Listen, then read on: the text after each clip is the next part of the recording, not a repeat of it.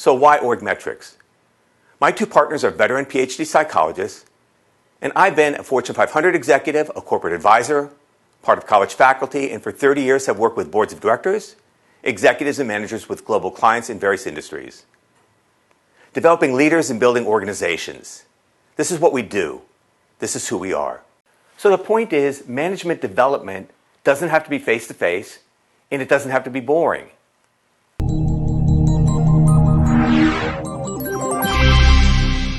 Welcome to the Org Metrics Challenge. This famous comedian provided critical advice for job seekers.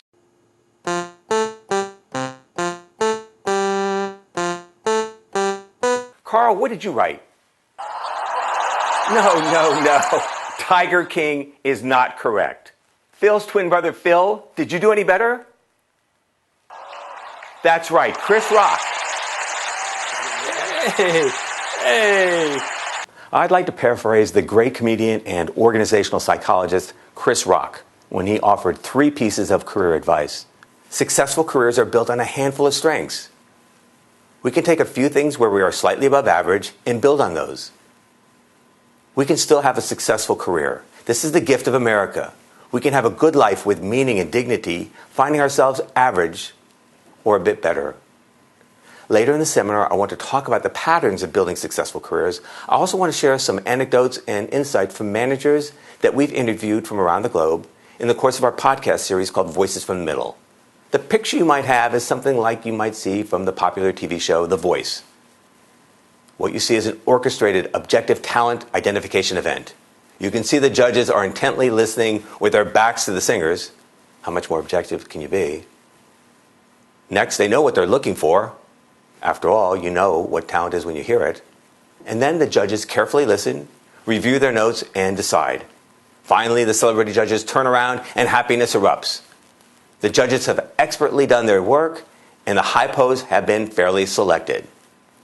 Well, as you might expect, it doesn't work like that in real life. We assume it's easy to identify the outstanding performers. They will just naturally stand out. A while back, I had a chance to visit NASA and had the good fortune to meet one of the astronauts there. And he was definitely a hypo. He spoke a couple different languages. He was a medical doctor. He was charming. He knew how to relate to people. He had it all.